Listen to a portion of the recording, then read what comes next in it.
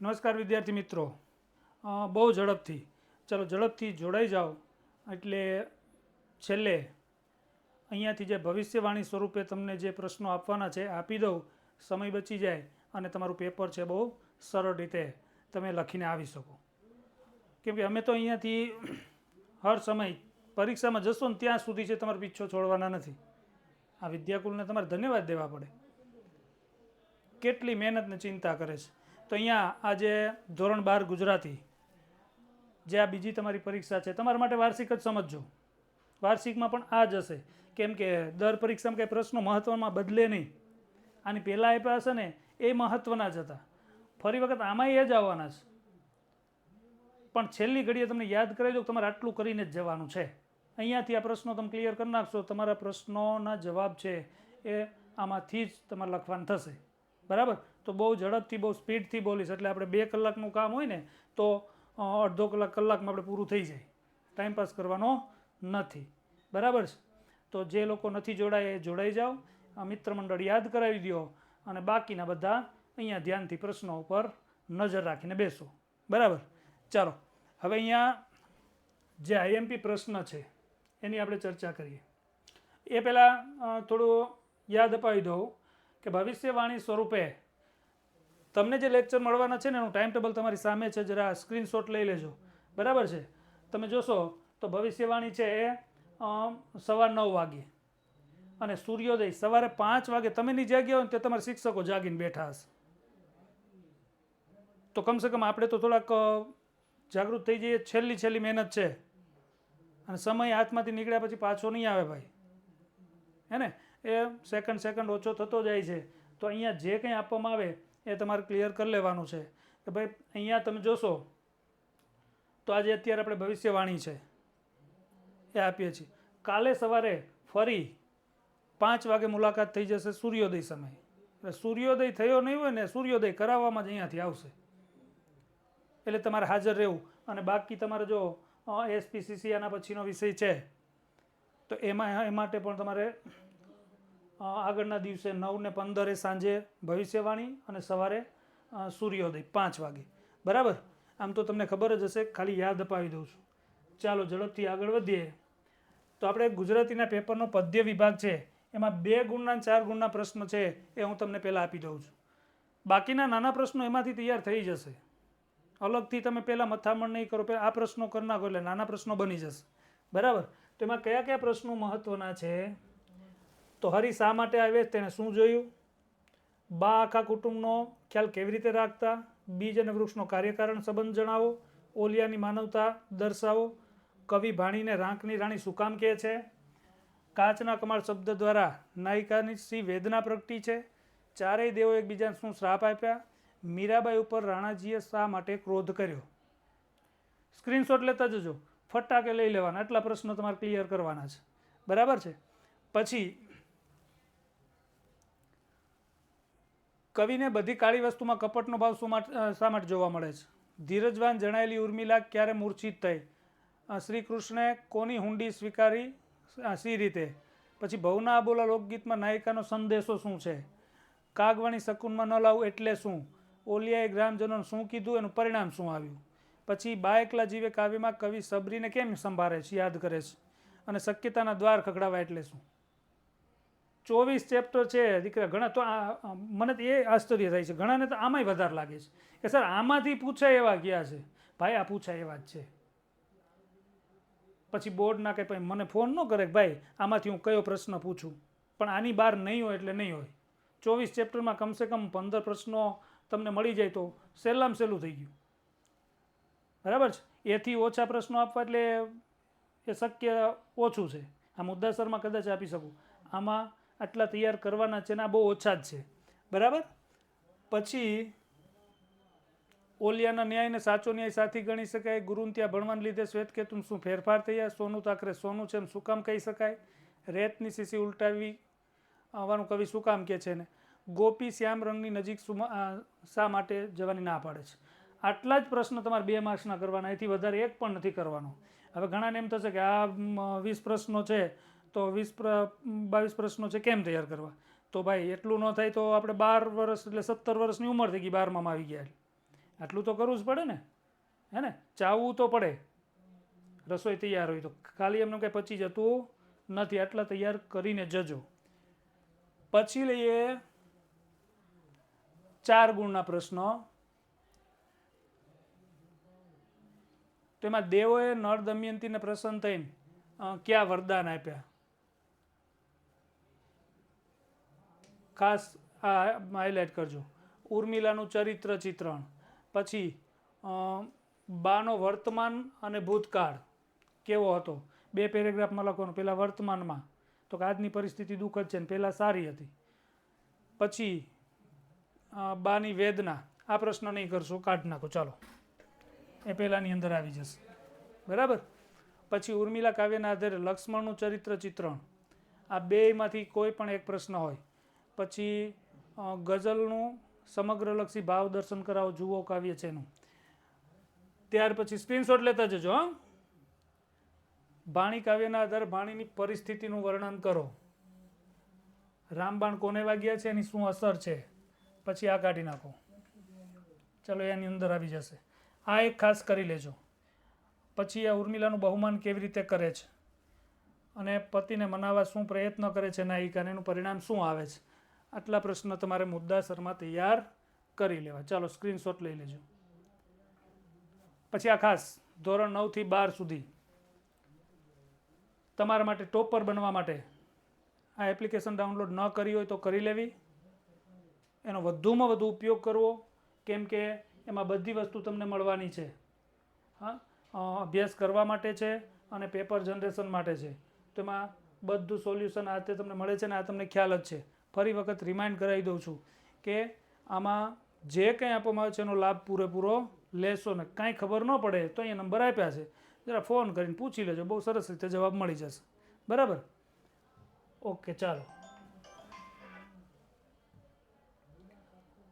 પછી જોઈએ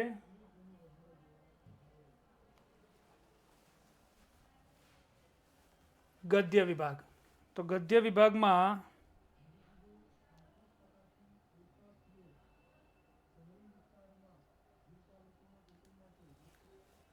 બે ગુણના પ્રશ્નો છે. એમાં શાક સમારતા સમારતા ગાંધીજીએ વિનોબાને શું કહ્યું, પછી હીરાને જોઈ મણિભાઈએ ને શું આશ્ચર્ય થયું. આ પ્રશ્ન છે એને ચાલો મહત્વનો લાગતો પણ કાઢી નાખીએ છીએ. કઈ વસ્તુઓ ઉછીની લોકો જીવન વ્યવહાર ચલાવે છે. ઉદ્દાલકે શ્વેતકેતુને શું પ્રશ્ન પૂછ્યો અને શું ઉત્તર મળ્યો. ભોજાઈ રાત્રિએ શું નિર્ણય કર્યો, એનું પરિણામ શું આવ્યું. હીરા શું કામ બદલાઈ ગઈ. ઉછીનું માગનારની નજર કેવી હોય છે. 7 પ્રશ્નો આ છે, બરાબર. સ્લાઇડ વધારે છે એટલે પ્રશ્નો વધારે નથી. આટલા સ્ક્રીનશોટ લઈ લો, તૈયાર કરી નાખજો.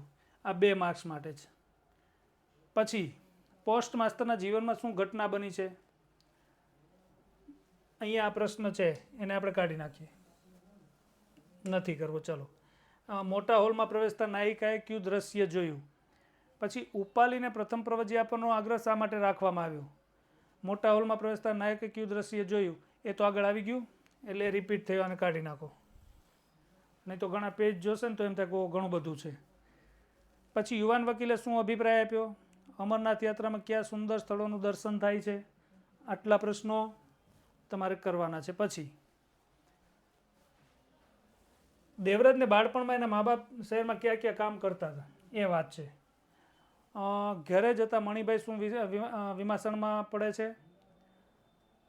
પોતાનું શેષ જીવન એટલે બાકી રહેલું જીવન છે યુધિષ્ઠિર ક્યાં ગાળવાનું નક્કી કરે છે. આ યુધિ છે અને ત્યાં યુધિષ્ઠિર સમજવું. પછી હીરાએ ઝાપટ મારી મણિભાઈને કયું સત્ય સમજાવ્યું. અહીંયા અમરનાથની યાત્રા છે એના અનુભવો આગળ આવી જાય છે, એ નથી કરવાનું. પછી આ ખાસ કરી લેજો કે સેલ્વી પંકજમના ઓરડાનું વર્ણન કરો. હશે જ આ પ્રશ્ન અને બહુ સહેલો છે, એકવાર વાંચશો તો યાદ રહી જાય એવો છે. પછી દેવરાજને બાળપણમાં કેવા કામો કરવા પડતા. પ્રભાશંકર પોતાનું રાજીનામું શું કામ આવ્યું, આ કરી લેવું. આ ટૂંકમાં જે તમને કહું ને એમાં ધ્યાન દેજો. પછી ઉદ્દાલકે શ્વેતકેતુને ગુરુને ઘેર દૂર ભણવા શા માટે મોકલ્યો, એનું કારણ તમારે લખવાનું છે.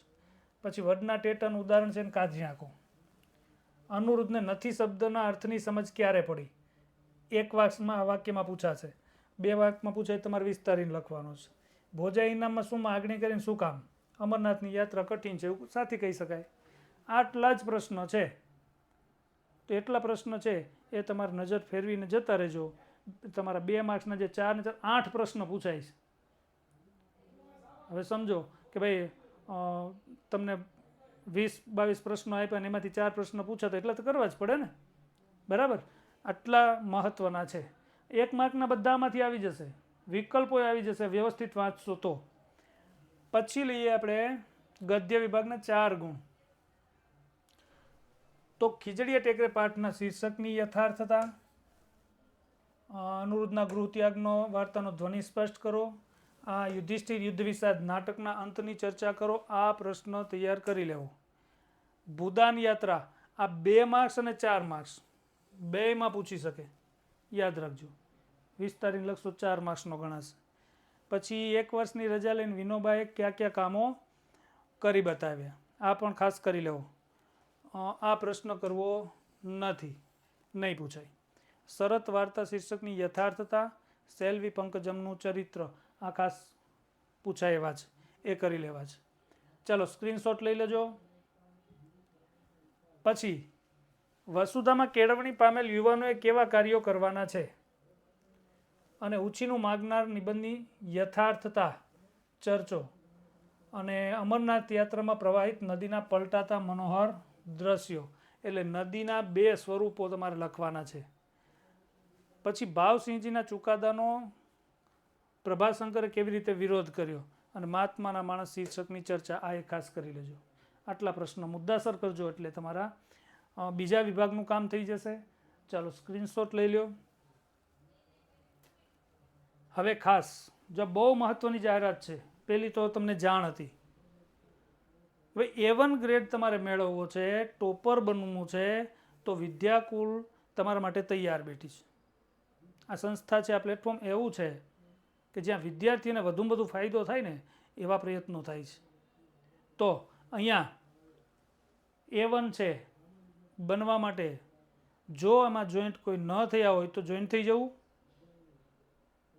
આપણા મિત્ર મંડળ છે એને એમાં જોઈન કરો, કેમ કે ફાયદો મળવાનો છે તો આપણે સ્વાર્થી બની જવાનું છે.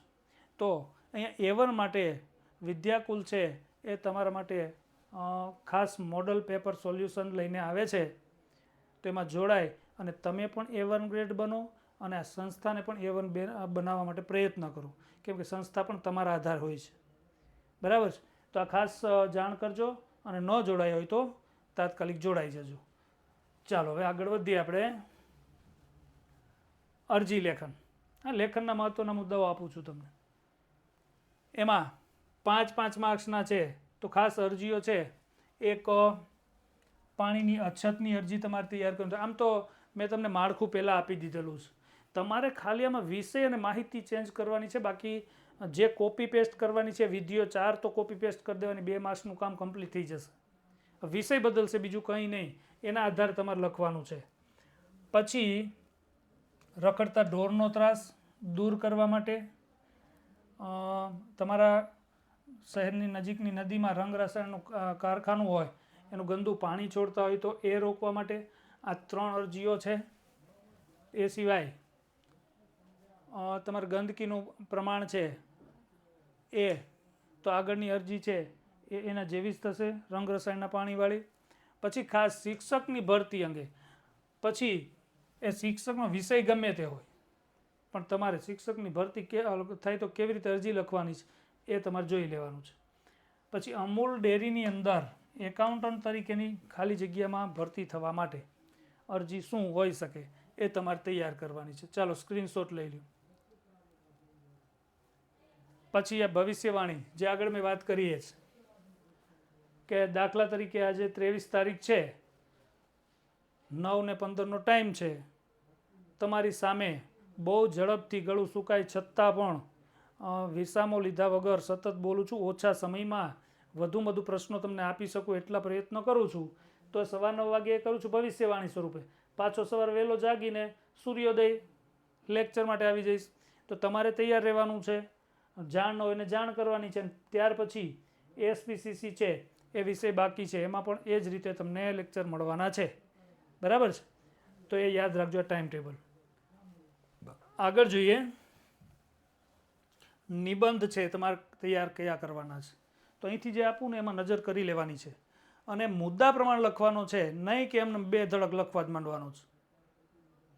પહેલાં વિષય વાંચો, પછી જે મુદ્દો છે એક પછી એક મુદ્દા લેતા જાઓ, પેરેગ્રાફ કરતા જાઓ, એ મુદ્દામાં જે માંગ્યું છે એ જ લખતા જાઓ.